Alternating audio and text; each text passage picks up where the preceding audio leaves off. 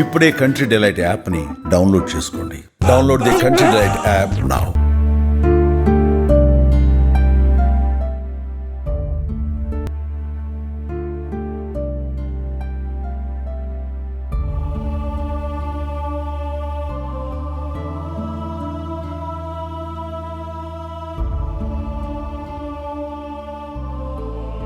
అమ్మా నాన్న మీరెక్కడా అని ఓ బిడ్డ హృదయం ఆక్రోశిస్తోంది.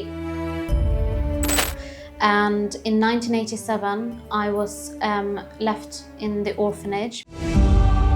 Raj Kumar, and we know that he's from the Padmashali caste, and we believe that he comes from Varangala town. Raj Kumar ఆచూకీ గనక తెలిస్తే తన తల్లిని కూడా కనిపెట్టవచ్చని ఆమె భావిస్తోంది. You know, I've been doing this for 16 years. From the last 16 years. Well, since 2009. సంధ్య 16 ఏళ్లుగా తన తల్లిదండ్రుల కోసం ఎదురు చూస్తుంది. ఒక్కసారైనా లైఫ్ లో వాళ్ళని కలవాలని ఎవరికైనా సరే ఆమెకి సంబంధించిన ఒక చిన్న ఇన్ఫర్మేషన్ తెలిసినా గానీ మాకు తెలియజేయండి, మేము సంధ్యకు తెలియజేస్తాం. అందరికీ నమస్కారం, నేను Swaroopa Potlapalli. Welcome to Suman TV. అమ్మా నాన్న మీరెక్కడా అని ఓ బిడ్డ హృదయం ఆక్రోశిస్తోంది. తన కన్న వాళ్లను కలుసుకోవాలని ఎన్నో ఏళ్లుగా ఆమె ఎదురు చూస్తోంది. ప్రస్తుతం నాతో పాటు ఉన్నారు స్వీడన్కు చెందిన సంధ్యారాణి. తన తల్లిదండ్రులను కలుసుకోవాలని 1000 కిలోమీటర్లు ప్రయాణించి ఆమె ఇండియా వచ్చారు. ఇంతకీ సంధ్యారాణి స్టోరీ తెలియాలి అంటే మనం 1987కు వెళ్లాల్సిందే. హైదరాబాద్లోని ఖైరతాబాద్ ప్రేమ్ నగర్కు చెందిన రామయ్య నిజాం ఆర్ట్స్ కాలేజీలో తోటమాలిగా పనిచేస్తూ ఉండేవాడు. అక్కడికి దగ్గరలోని అబిడ్స్ పరాస్ బార్ అండ్ రెస్టారెంట్లో పనిచేస్తే పి రాజ్ కుమార్తో అతనికి పరిచయమైంది. వాళ్ళిద్దరిది ఒకే కులం కావడంతో తన మరదలైన అనసూయను పెళ్లి చేసుకోవాలని రామయ్య రాజ్ కుమార్ని అడిగాడు. అయితే అప్పటికే తనకు పెళ్ళైందని, తనకు 3 ఏళ్ల కూతురు కూడా ఉందని రాజ్ కుమార్ చెప్పాడు. అయినా సరే తన ఆర్థిక పరిస్థితులు అనుకూలంగా లేకపోవడంతో రామయ్య తన మరదలైన అనసూయని రాజ్ కుమార్కిచ్చి పెళ్లి చేశాడు. అయితే ఈ పెళ్ళైన 3 నెలలు తన భార్య కూతురుతో ఉన్న రాజ్ కుమార్ ఆ తర్వాత ఎటో వెళ్ళిపోయాడు.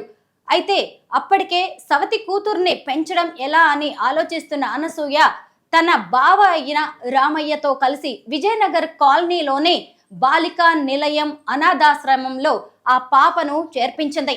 ఆ పాపే ఇప్పుడు స్వీడన్ నుంచి వచ్చిన సంధ్యారాణి. అయితే సంధ్యారాణిని అనాథాశ్రమంలో ఉండగా చూసిన ఒక స్వీడిష్ కపుల్ దత్తత తీసుకున్నారు. తమతో పాటు ఆమెను స్వీడన్ తీసుకువెళ్లారు. అయితే కొన్నాళ్ల పాటు బానే ఉంది. వయసు వచ్చే కొద్దీ సంధ్యారాణి ఇది తన మాతృభూమి కాదని, వీళ్ళు తన తల్లిదండ్రులు కాదని తెలుసుకుంది. ముఖ్యంగా ఆమెకు కొన్ని బాల్య జ్ఞాపకాలు గుర్తొచ్చాయి. తాను ఇండియాలో ఉన్నట్టుగా, ముఖ్యంగా చేతితో అన్నం తింటున్నట్టుగా, పప్పు తింటున్నట్టుగా, ఇలా రకరకాలైన బాల్య జ్ఞాపకాలు ఆమెకు గుర్తొచ్చాయి. దీంతో తన స్వీడిష్ తల్లిదండ్రులను తన కథ ఏంటని అడిగింది. వారు ఆమె తమ సొంత బిడ్డ కాదని, హైదరాబాద్లోని ఓ అనాథాశ్రమం నుంచి దత్తత తీసుకున్నామని చెప్పుకొచ్చారు. హయ్యర్ స్టడీస్ కోసం యూకే వెళ్ళిపోయింది. అక్కడ ఒక ఫ్రెండ్ ఇచ్చిన ఇన్స్పిరేషన్ తో తన తల్లిదండ్రులను కనుక్కోవాలని ఇండియాకి వచ్చింది. 2009 నుంచి ఇప్పటి వరకు 4 సార్లు ఇండియా వచ్చి తన తల్లిదండ్రుల డీటెయిల్స్ కోసం ఎంతో ప్రయత్నిస్తోంది. ప్రస్తుతం నాతో పాటు ఉన్నారు సంధ్యారాణి. అయితే మీలో ఎవరైనా సరే ఈ సంధ్యారాణిని చిన్నప్పుడు చూసి ఉంటే, ఆమెను గుర్తుపట్టి ఉంటే ఇక్కడ మేము చిన్నప్పటి ఫోటోలను కూడా ఇస్తూ ఉన్నాము. ఆమెకి సంబంధించిన డీటెయిల్స్ ఎవరికైనా తెలిసిన ఆమె కుటుంబ సభ్యులు, లేదంటే తెలిసిన వారు, ఫ్రెండ్స్ ఎవరైనా సరే మాకు ఆమెకి సంబంధించిన వివరాలు తెలియజేయవచ్చు. అయితే తన తల్లిదండ్రులను కనుక్కునే క్రమంలో ఆమె పలుమార్లు ఇండియాకు వచ్చి వెళ్లారు. ఆ టైంలో ఆమెకి కొన్ని విషయాలు తన తల్లిదండ్రుల గురించి తెలిసాయి. తన తండ్రి అయిన రాజ్ కుమార్ వరంగల్కి చెందిన వారని, ఆయన పద్మశాలి కులానికి చెందిన వారని ఆమె తెలుసుకున్నారు. అయితే సంధ్యారాణితో మాట్లాడి ఆమె కథ ఇంకొంచెం మనం తెలుసుకుందాం. నమస్తే Sandhyarani. Namaste. How are you? I'm happy to be here in Hyderabad. I've been very well welcomed here, but I'm here for quite a serious matter because I'm here to look for my parents. This is my 4th visit to Hyderabad, and I'm really hoping with your help and with the appeal that I'm making that there might be somebody watching. Happy birthday Happy- Sandhya. Thank you. Thank you. Today is yours 40th birthday. That's right. Yes. అవును, ఈరోజు తన 40వ birthday. ఇంకా next year అయినా సరే తన తల్లిదండ్రులతో కలిసి birthday celebrate చేసుకోవాలి అని సంధ్య కోరుకుంటూ ఉన్నారు. Sandhya, please let me know your details. We would like to hear your story. Yes. So I was born somewhere here in Telangana in 1985. And in 1987, I was left in the orphanage. Mr. Ramaya, he had his own family and he wasn't able to look after me. So he put me in the orphanage and I was taken to Sweden for adoption 1 year later. I've grown up in Sweden with Swedish culture, language, and so in this process, obviously, I've lost my religion and culture and language too. 20 years back, I left Sweden and I moved to the UK and I live in London now and I work there. Sandhya, have you met Ramaya? What he said? Yes, so Mr. Ramaya, he explained that he met my father in 1987 when they were both working at Paras Bar and Restaurant here in Hyderabad. And he said that he had a daughter who was 2 years old and that my mother had passed away. Because they were from the same caste, Padmashali, Mr. Ramaya thought that my father was a suitable match for his sister-in-law. And so they got married. But only after a couple of months, my father disappeared. And so I was left with my stepmother and with Mr. Ramaya's care. But they weren't able to take care of me because he had his own family to take care of. So because of that situation, they had to leave me at the orphanage. I would like to know them. I'd like to see them. I'd like to know them. I'd like to know who they are. I want to know their story and how. What about your Swedish parents? My Swedish parents, they live in Sweden. And like I mentioned, I've lived in the UK now for 20 years, but they live in Sweden. తన తల్లిదండ్రుల గురించి తెలుసుకోవడానికి అనేక సార్లు హైదరాబాద్ వచ్చి వెళ్తూ ఉన్నారు. వరంగల్కి చెందిన వాళ్ళు ఎవరైనా పద్మశాలి కులస్తులు ఉంటే ఎవరైనా సరే తమకు తెలియజెప్పాలని చెప్పి సంధ్య అడుగుతున్నారు. Sandhya, what's your next step? My next step is that here in Hyderabad for another few days, any leads or any feedback that we might receive from your viewers, we will try to follow up and see whether that might lead me closer to my father, Raj Kumar. And we know that he's from the Padmashali caste, and we believe that he comes from Varangala town or city. That's the information that we have. That's what we're going on. And of course, we know that he came to Hyderabad and that he worked at Paras Bar and Restaurant in 1987. So I'm hoping that somebody might know or come across him or have met him at some point in the 80s, so anytime later than that. And that we might be able to use that information to trace him. Do you have any childhood memories?